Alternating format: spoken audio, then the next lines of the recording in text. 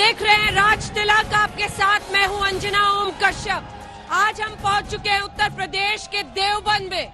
यहां पर चुनाव ध्रुवीकरण बनाम तुष्टीकरण है। ये समझना होगा कि उत्तर प्रदेश के पश्चिमी हिस्से में जब आप राजनीति को देखेंगे तो ध्रुवीकरण की कोशिशें भी तमाम दिखाई देती हैं, तुष्टीकरण की कोशिशें भी तमाम दिखाई देती हैं। और इसी के बीच जनता पूछती है कि बिजली, सड़क, पानी, शिक्षा, अस्पताल, ये मुद्दे कहां पीछे रह जाते हैं। आज उन्हीं मुद्दों को उठाने की कोशिश करेंगे।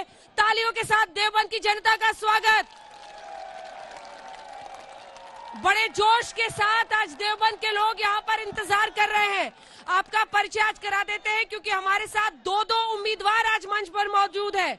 कुंवर ब्रिजेश सिंह, भारतीय जनता पार्टी के मौजूदा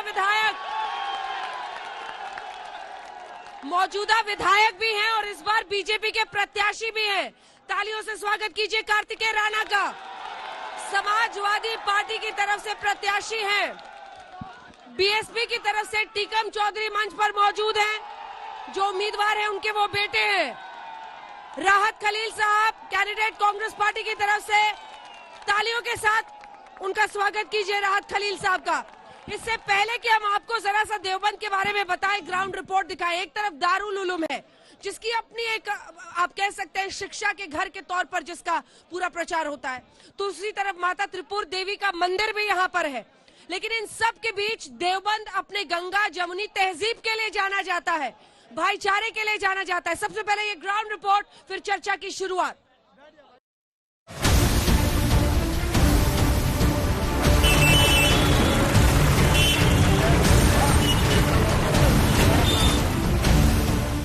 जिस देवबंद को दारुल उलूम की वजह से इस्लामिक शिक्षा का केंद्र माना जाता है, वहीं पर मुख्यमंत्री योगी आदित्यनाथ ने एटीएस में कमांडो ट्रेनिंग सेंटर का शिलान्यास करके सबको चौंका दिया। क्या मुख्यमंत्री पश्चिमी उत्तर प्रदेश में मुस्लिम बहुल सीट देवबंद में और इसी के जरिए एक बड़ा संदेश पूरे उत्तर प्रदेश में दे रहे थे जब वो एंटी टेरर स्क्वाड के लिए कमांडो ट्रेनिंग सेंटर का हब देवबंद को चुनते हैं। ये भी कहा गया कि 60 से 100 कमांडोज यहाँ हमेशा तैनात रहेंगे। 15 से ज्यादा आईपीएस अफसर भी यहाँ पर तैनात रहेंगे। आइए चलते हैं देवबंद में कुछ और जगहों पर लोगों से बात करें।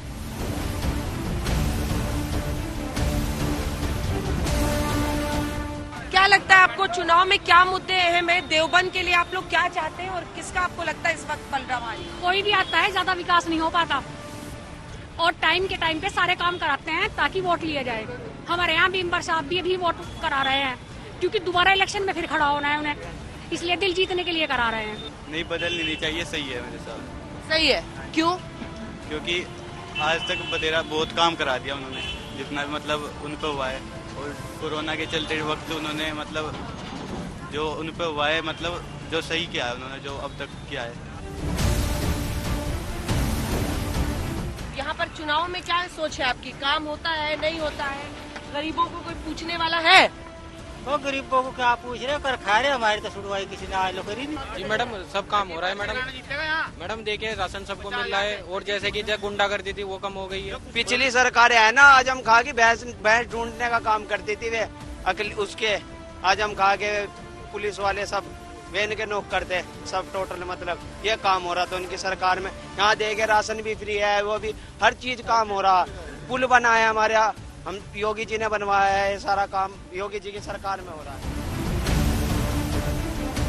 तो देवबंद की सड़कों पर हम आए हैं। दारुल उलूम यानी शिक्षा का घर, जिसके लिए देवबंद दारुल उलूम को पहचान मिली है।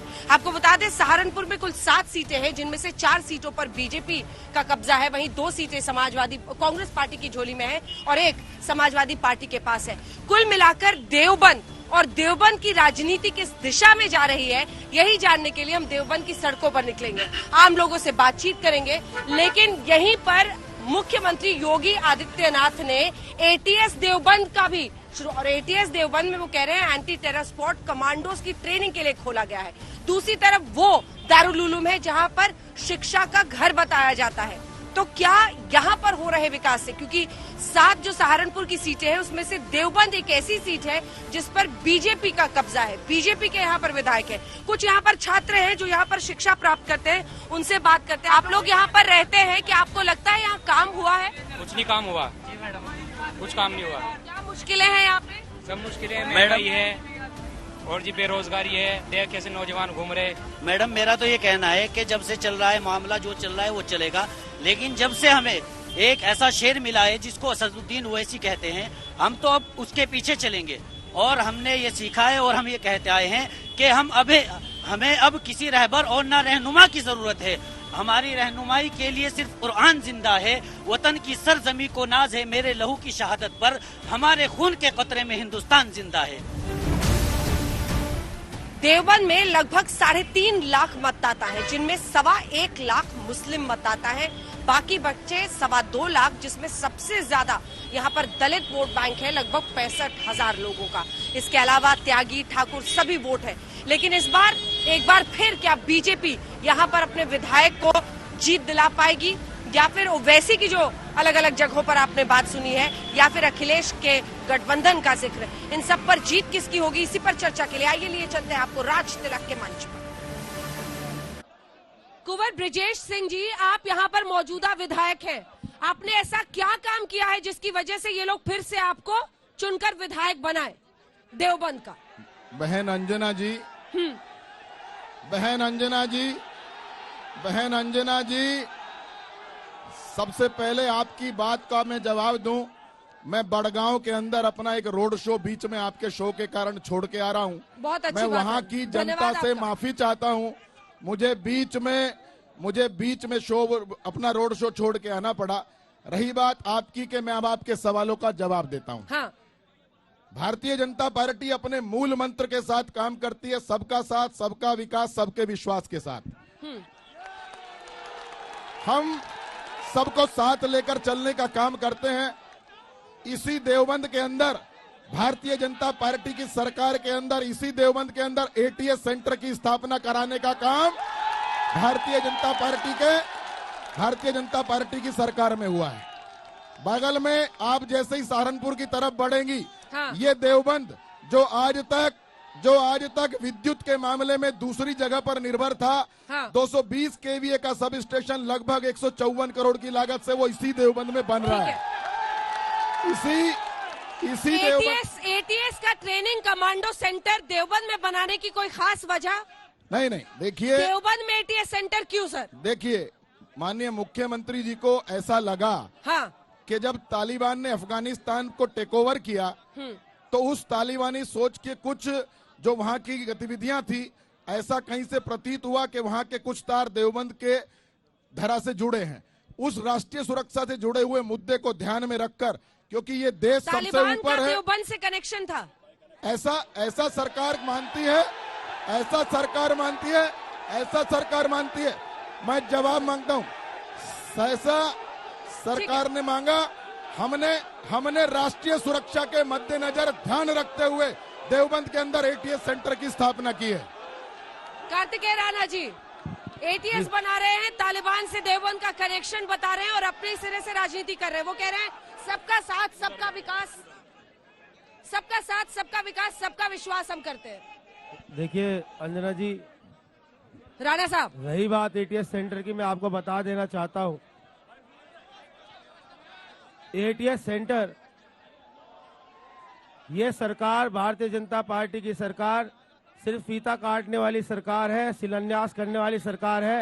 आप मौके पे जाके देख लीजिए, अगर एक भी ईंट लगी हो, एक भी ईंट लगी हो, एक भी ईंट लगी हो। और रही बात एटीएस सेंटर की, मैं कहना चाहता हूँ एटीएस सेंटर की बात बोलिए, एटीएस सेंटर की बात मैं कहना चाहता हूँ कि एटीएस सेंटर की बात मैं कहना चाहता हूँ कि अगर एटीएस सेंटर बने तो बहुत सी बात है, बहुत सी बात है। आप एटीएस सेंटर बना रहे हैं, हमारे नेता ने 250 का पुलिस हेडक्वार्टर 200 बीघा में बनाया है। आप 200 गज में एटीएस सेंटर की बात करते हैं, बनाइए एटीएस सेंटर, हम स्वागत करते हैं, लेकिन वहाँ पे एक ईंट लगाइए। आप जाके मौके पे देखेंगे, वहाँ पे एक ईंट तक नहीं लगी है। अंजना जी, पिछली बार यहाँ पर, मैं आ रही हूँ सर, आपके पास आ रही हूँ, एक शुरुआती कमेंट लगे। पिछली बार यहाँ बीएसपी दूसरे नंबर पर थी, लेकिन इस बार लड़ाई इन दोनों के बीच दिख रही है, क्यों? मैम, ये गलतफहमी है कि लड़ाई इन दोनों के बीच में है। हाँ। यहाँ लड़ाई सीधे तौर पर भारतीय जनता पार्टी की और बसपा की है। बीजेपी और बीएसपी की है। कैसे? इस बार हाँ, हिंदू मुस्लिम एकता और साथ में दलितों का साथ होगा। कि मुस्लिम वोट बांटने के लिए आए हैं, कि मुस्लिम वोट बांटने के लिए आए हैं आप लोग? ऑब्वियस है मैम। नहीं सर, आपको क्या लग रहा है किन मुद्दों पर कांग्रेस पार्टी को आपको जीत की उम्मीद है? हालांकि सहारनपुर में 7 सीटों में से 2 सीटों पर कांग्रेस के झोली में है, लेकिन आपको क्यों लग रहा है जो लड़ाई दिख रही है वो बीजेपी बनाम सपा दिख रही है? जवाब। 2016 के अंदर जोर से हमने चुनाव लड़ा, यहाँ पे हमारे टिकट पर कांग्रेस के प्रत्याशी मायावती थे। हाँ। समाजवादी दूसरे नंबर पर रही, यहाँ पर समाजवादी का सफाया कर दिया गया। 2016 में हमने सीट जीत कर दिखाई। हाँ। इस बार भी हम ये सीट जीत कर दिखाएंगे। लोग कांग्रेस पर विश्वास करते हैं, कांग्रेस हाँ। जो कहती है वो करती है, बाकी लोग झूठी बातें करके लोगों को गुमराह करने का काम करते हैं। जहाँ तक बात है यहाँ के तालिबान की मामले की, तो तालिबान अगर यहाँ से ताल्लुक रखते हैं, उनका तालीम यहाँ से चली है, तो कोई गुनाह की बात नहीं है। अगर कोई अपना देश के लिए लड़ाई लड़ता है तो कोई गुनाह की बात नहीं होती है। हमने भी आजादी की लड़ाई तालिबान से कनेक्शन गलत बात थोड़ी नहीं है। एक सेकंड, आप कह रहे हैं तालिबान से कनेक्शन गलत बात नहीं है, क्या कहा आपने? मैं ये कहता हूँ तालिबान के लोग अगर यहाँ से देवबंद से पढ़कर जाते हैं तो वो कोई गुनाह की बात थोड़ी है। अब वो अपने देश के लिए अगर संघर्ष कर रहे हैं, कोई गुनाह की बात थोड़ी कर रहे हैं। जिन्होंने एक देश को अनार्की में झोंक दिया, उस पर आपको गर्व हो रहा है? ये अनार्की में कैसे? वो अपने देश की लड़ाई लड़ रहे हैं, हम अपने देश की लड़ाई लड़ रहे हैं। इन दोनों दलों के मैनिफेस्टो में है, इन दोनों दलों की नीति है। कांग्रेस यहाँ पे काम कर रही है।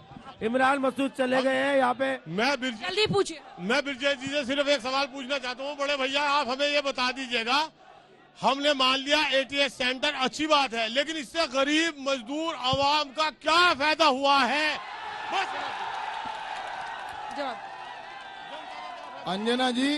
अंजना जी शायद मेरे इस भाई को नहीं पता, हमने कोरोना काल के अंदर फ्री राशन देने का काम मोदी सरकार ने ही किया है। हमने फ्री राशन देने का काम मोदी सरकार ने ही किया है। इनको योजनाओं की पहले जानकारी कर लें, फिर सवाल करें। ठीक है, अगला। अभी विजय जी ने कहा है कि हम ATS इसलिए कायम कर रहे हैं कि यहाँ पर तालिबान से कनेक्शन है देवबंद का। देवबंद का कोई कनेक्शन तालिबान से नहीं है। सवाल क्या आपका? सवाल क्या है? सवाल मेरा ये है कि आपने 5 साल में इस देवबंद के लिए क्या किया, सिवाय ये नारे देने के कि हम देवबंद का नाम बदल देंगे, देवबंद को बदल देंगे। नाम बदलने की भी बात, इस पर भी जवाब। देखिए, मैंने 17 में अपनी क्षेत्र की जनता से ये वादा किया था कि विधानसभा के अंदर मेरा पहला प्रस्ताव देवबंद को देवबंद करना होगा। हाँ। वो मेरी संस्कृति का हिस्सा है, वो संस्कृति में नाम है। मैं तथ्यों के साथ साबित कर सकता हूं कि देवबंद था। तो क्यों नहीं कर पाए नाम बदल? माननीय मुख्यमंत्री जी के पास सारे तथ्य मौजूद हैं। नहीं, लेकिन सवाल है ना, तो फिर नाम क्यों नहीं बदल पाया? आप तो 5 साल विधायक रहे। अंजना जी, हाँ। हमने सारे तथ्यों के साथ, वो मुख्यमंत्री जी के पास है। हमने इलाहाबाद का प्रयागराज किया है, फैजाबाद का अयोध्या किया है, और देवबंद का देवबंद भी हम ही करेंगे। कार्तिकेय राणा जी, इस पर आपका जवाब। कार्तिकेय राणा जी।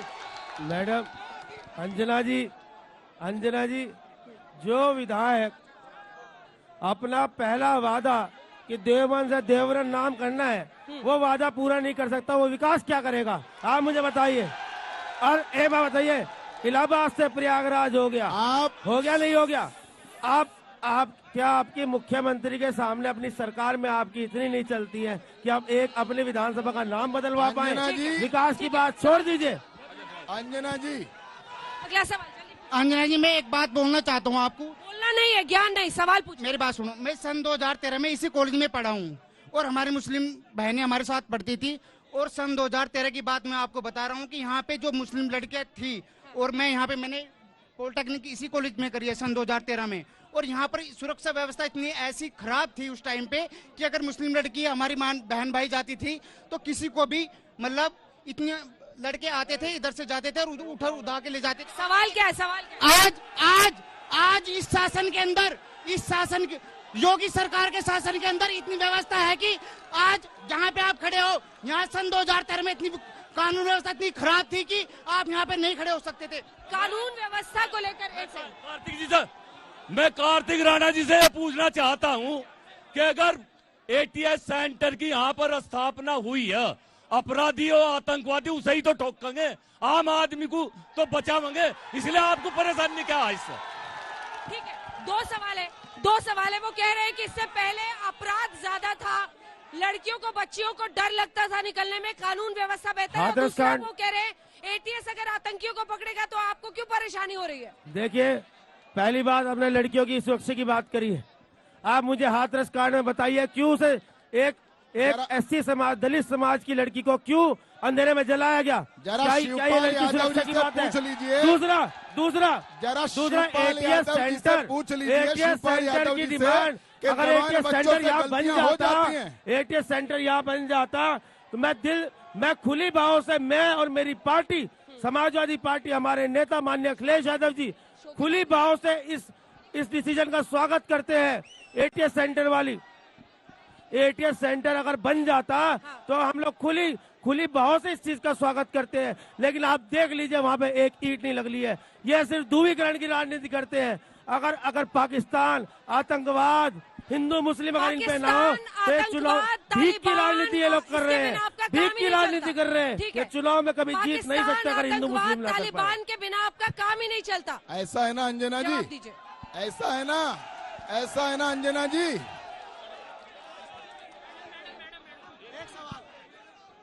वो जवाब दीजिए। ऐसा है ना, क्योंकि जब हम इन सब का नाम लेते हैं तो ये लोग उनका समर्थन करते हैं जो पाकिस्तान का मैच जीतने पर यहाँ ताली बजाते हैं। इनके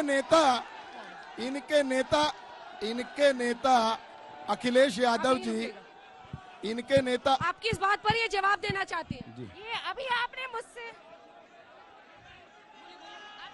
बोला कि हमने कोरोना काल के अंदर राशन बांटा।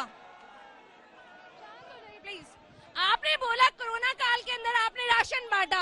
हमें राशन नहीं चाहिए, हमें रोजगार चाहिए, हमें सुरक्षा चाहिए, हमें एजुकेशन चाहिए, हमें राशन नहीं। जवाब दीजिए अंजना जी। इसी योगी सरकार में बिना गरीब बच्चे को बिना एक पैसे का कोई रिश्वत दिए 4.5 लाख नौजवानों को उत्तर प्रदेश में नौकरियां मिली हैं। अगला ब्रजेश से मेरा सवाल ये है। एक सेकंड सवाल से। इनके 5 साल के कार्यकाल में मैं आज पहली बार इन्हें देख रहा हूँ। 5 साल क्षेत्र में ये हमें नजर नहीं आए। जवाब दीजिए अंजना जी। यहाँ और लोग बैठे हैं, उनसे भी पूछ लीजिए जरा, उनसे भी पूछ लीजिए। कोई पांच ऐसे काम मुझे गिनवा दे जो इन्होंने अपनी विधानसभा में कराए हो। तो हम वहीं से शुरुआत की थी, आपके काम गिन रहे, पूछ रहे। आप लोग हटिए पीछे। सब तो बीजेपी वाले कार्तिक राणा जी से एक सवाल है। जिस टाइम 2013 में देवबंद के अंदर इंसानियत का नंगा नाच हो रहा था, उस टाइम समाजवादी पार्टी क्या कर रही थी? 2012 में हमें मंदिर में भी नहीं जाने दिया था इन लोगों ने। कार्तिक राणा जी ने, इन्होंने सबने सारी। देखिए, मैं योगी जी से एक सवाल पूछना चाहता हूँ। उनको कैनाडा का प्लान दिखता है, क्या उनको देवबंद का प्लान नहीं दिखता? बड़ी संख्या में देवबंद का युवा बेरोजगार होकर प्लान करने को मजबूर है। योगी जी को देवबंद का प्लान क्यों नहीं दिखता है? मेरा सवाल उनसे ये है।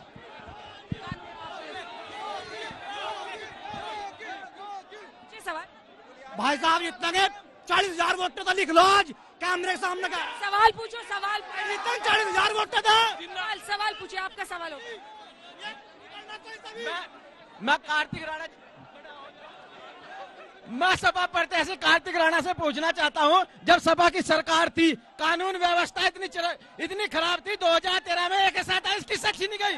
किसकी सरकार में छीनी गई है?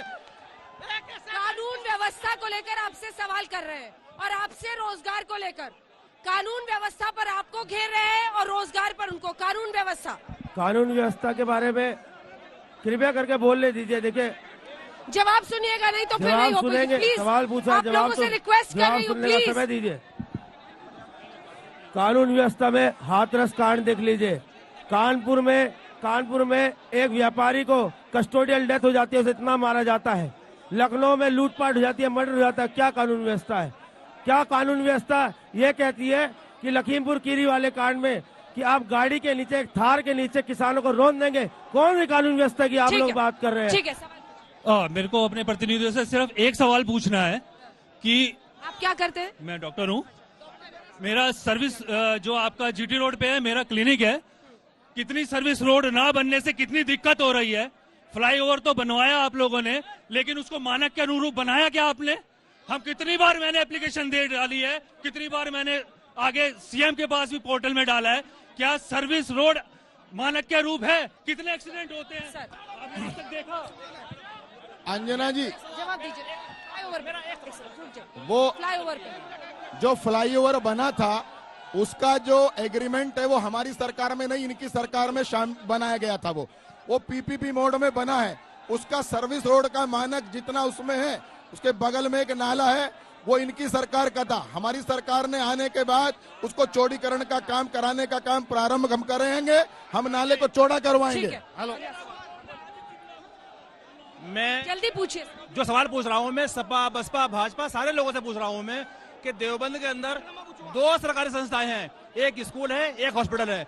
हॉस्पिटल में डॉक्टर नहीं है, गवर्नमेंट इंटर कॉलेज में टीचर नहीं है, गवर्नमेंट डिग्री कॉलेज में आज तक देवबंद के अंदर साइंस की क्लासेस शुरू नहीं हो सकती। टीचर नहीं है, डॉक्टर नहीं है, क्या हालत है शिक्षा सब और स्वास्थ्य की? स्वास्थ्य में पूरी चिकित्सक वहाँ पे हैं, वहाँ पे एमएस हैं और वहाँ पे 3 डॉक्टर हैं। डिग्री कॉलेज में पर्याप्त शिक्षक हैं, डिग्री कॉलेज में पर्याप्त शिक्षक हैं। अपनी जानकारी दुरुस्त कर लें। चाहूंगा देवबंद के अस्पताल पूरे यूपी का एकमात्र ऐसा अस्पताल है जहाँ पे आज तक कोविड का ऑक्सीजन की सुविधा नहीं है। वहाँ क्या स्वास्थ्य व्यवस्था की बात कर रहे हैं? अंजना जी, इसी कोरोना काल के बाद कोरोना काल में इन्होंने फोन स्विच ऑफ करके रख लिया। हरिद्वार जाके कंखल जाके लेट गए। क्या बात कर रहे हैं?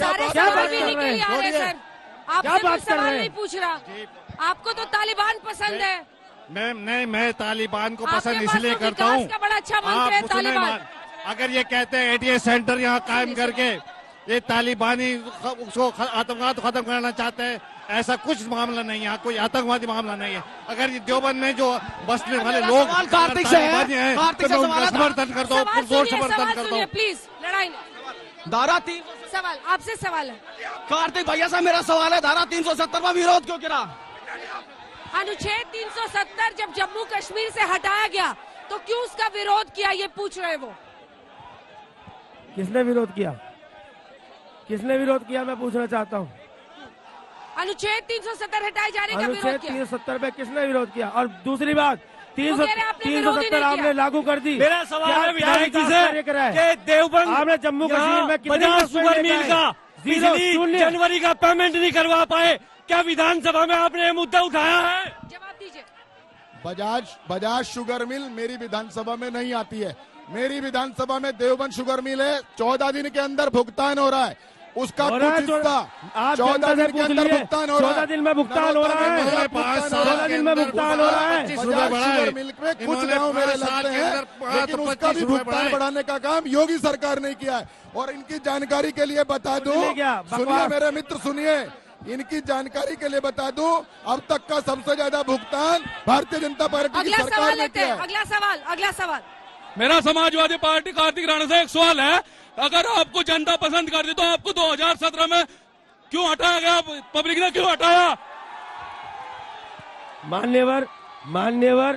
मान्यवर आपको पहली बात मालूम ये नहीं है कि 2017 में हम चुनाव नहीं लड़े। वो कह रहे हैं अगर आपके काम की लोकप्रियता थी तो 17 में जनता ने क्यों नकारा? देखिए ये राजनीति में सब कुछ चलता है। इन लोगों ने ध्रुवीकरण करा, ध्रुवीकरण की वजह से हम लोग और इन्होंने जनता को बहलाया फुसलाया। जनता से एक बार गलती हो सकती है, दोबारा गलती नहीं हो रही है। इधर माननीय श्री अखिलेश यादव जी सरकार बनने जा रही है। माननीय अखिलेश यादव जी मेरा सवाल बनने जा रहे हैं। कार्तिक राणा से मेरा सवाल। कार्तिक जी एक और सवाल ये बताइए, आपकी सरकार में किराने में पलायन क्यों हुआ? आपकी सरकार में किराने में पलायन कोई पलायन नहीं हुआ है। कह रहे हैं कि कोई पलायन नहीं हुआ। कैराना में पलायन क्यों हुआ? देखिए ये सब बीजेपी का प्रोपेगेंडा है। कोई पलायन नहीं हुआ है, कोई पलायन नहीं हुआ। और कैराना मेरी विधानसभा क्षेत्र में नहीं पड़ता है। कोई पलायन नहीं हुआ है। आप जाके लोगों से पूछिए वहां जाके। ये सब इशू एक प्रोपेगेंडा है, भारतीय जनता पार्टी चला रही है। कोई पलायन नहीं हुआ है, बकवास। चलिए कैराना से लेकर शुगर मिल का सवाल, लोकल मुद्दे जिसमें फ्लाईओवर का सवाल, इसी के साथ देवबंद का तालिबान से रिश्ते पर सवाल, एटीएस सेंटर यहाँ पर क्यों बना इस पर सवाल, तमाम सवाल तालियों के साथ आप सभी का धन्यवाद। धन्यवाद देवबंद की जनता का धन्यवाद। कल हम पहुंचेंगे रामपुर की जनता दागेगी सवाल और नेताओं को देना होगा जवाब। लेकिन अच्छी बात है आज उम्मीदवार आए थे और उम्मीदवार अगर सवालों का सामना करे जनता का तो सबसे अच्छा होता है। तालियों